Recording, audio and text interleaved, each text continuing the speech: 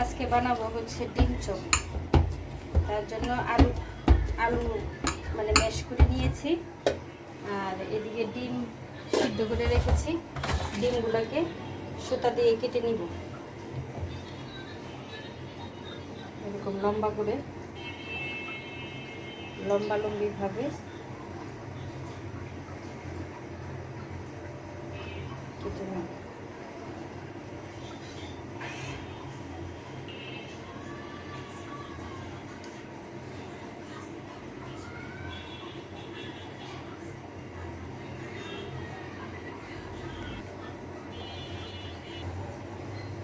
ডিমগুলো হয়ে গেছে।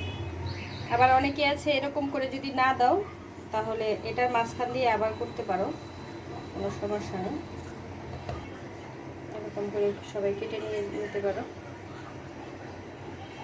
ডিম চপের জন্য আলুগুলো আগে ভেজে নিব, কিছু শুকনো মরিচ ভেজে নিব আগে। ডিমগুলোকে ভেজে নামিয়ে নিলাম। দিয়ে দিব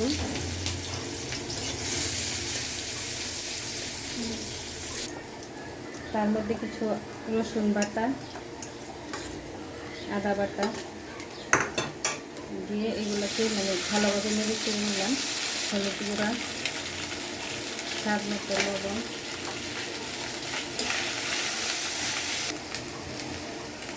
আলুটাও দিয়ে দিব। আলুটা মানে এটার সাথে ভাজা ভাজা করব।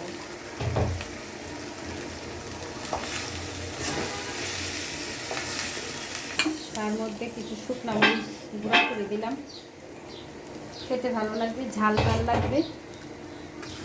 আলুটা হয়ে আসছে, এখন নামিয়ে নিব।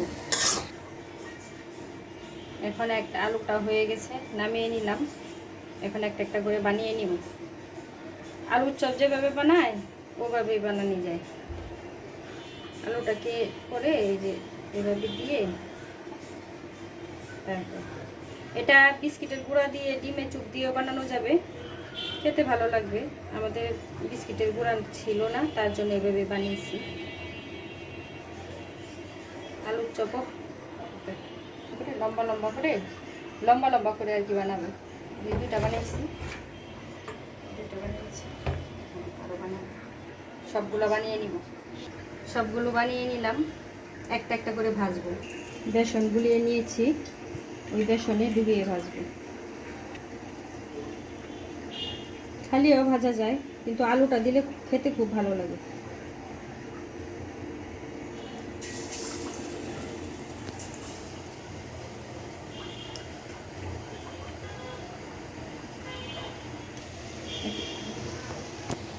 লাল করে ভাজা হয়ে গেছে,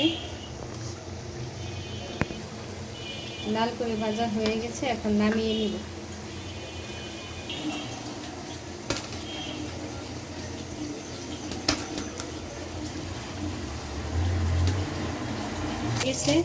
হয়ে গেছে, নামিয়ে নিলাম।